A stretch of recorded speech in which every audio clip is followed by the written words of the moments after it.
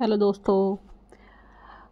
Anupama serial आज के show में आपने देखा कि सोनू घमंड से अनुपमा से कहता है कि उसके पिता की दौलत और प्रकाश की ताकत उन्हें अछूत बनाती है।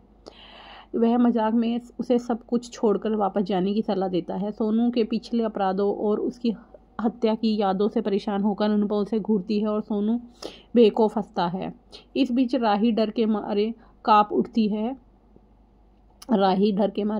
हैं जब प्रकाश उसके पास आता है और बेतहाश अनुपमा को पुकारता है। प्रकाश उसकी घबराहट से बेपरवाह आराम से पानी पीता है। वापस चट्टान पर अनुपमा सोनू से गिरजा को छुड़ाने की मांग करती है। इसके बजाय सोनू गिरजा नाम का मजाक उड़ाता है और उसे बेरहमी से किनारे से धक्का दे देता है। भीत अनुपमा आगे बढ़ती है और सोनू पर हमला करती है और मदद के लिए पुकारती है। गिरजा को बचाने की पूरी कोशिश करती है।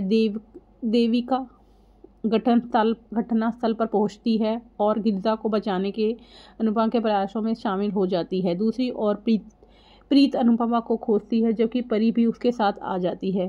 प्रीत उसे बताती है कि अगर अनुपमा समय पर वहां नहीं पहुंची तो प्रकाश राही को मार डालेगा। दोनों बेचैनी से उसकी तलाश जारी रखते हैं। इस अफरा तफरी के बीच अनुपमा सोनू पर काबू पाकर उसे चट्टान से नीचे लटका देती है। सोनू अपनी जान की भीख मांगता है और उसे ना छोड़ने की विनती करता है। बेरुखी से अनुपमा उसे याद दिलाती है कि उसके बुरे कर्मों के कारण समर की मौत हुई है और कहती है कि जो कोई कानून और न्याय को रोंदता है वह दया का पात्र नहीं है। हिचकिचाते हुए समर की आत्मा उसके सामने प्रकट होती है, न्याय की गुहार लगाती और बताती है कि सोनू ने बहुत जल्दी अपनी जान दे दी और मृत क्रोध और दुख से प्रेरित होकर अनुपमा समर की मौत का बदला लेने के लिए सोनू का हाथ छोड़ने का फैसला करती है। सोनू बेबस होकर चीखता है।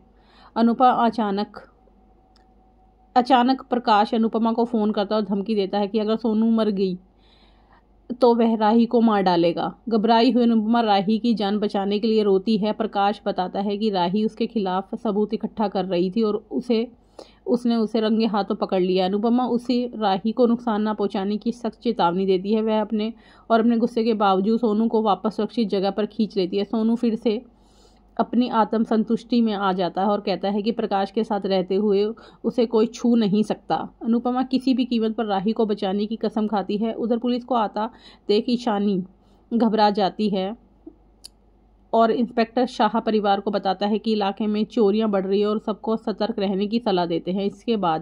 जिसके बाद ईशानी राहत की सांस लेती है। इस बीच देविका को पता चलता है कि अनुपमा और राही दोनों गंभीर खतरे में हैं। सरिता को प्रकाश के अपराध का सच पता चलता है और वह अनुपमा और राही साथ देने का वादा करती है।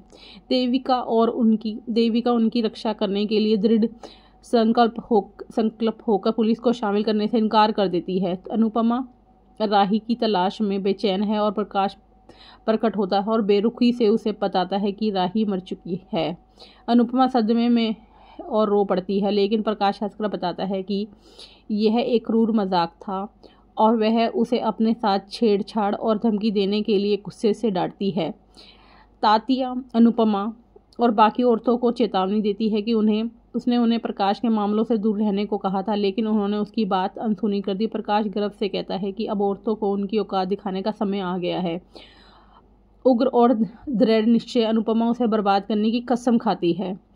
घर पर प्रकाश की पत्नी उसे भिड़ जाती है, उस पर अनगिनत लड़कियों की जिंदगी बर्बाद करने का आरोप लगाती है और अनुपमा और राही को निशाना बनाना बंद करने की विनती करती है। प्रकाश उसे बेरहमी से थप्पड़ मारता है और अपनी हद में रहने की हिदायत देते हुए कहता है कि इस दशहरे पर अच्छाई पर बुराई की जीत होगी। विद्रोही और अजय अनुपमा राही की खोज फिर से शुरू करती है और प्रकाश के अंधेरे का सामना करने के लिए तैयार हो जाती है। अब आगे के एपिसोड में आप देखिए कि क्या अनुपमा राही को बचा पाएगी। आगे का एपिसोड जानने के लिए हमारे चैनल को लाइक और सब्सक्राइब कीजिए।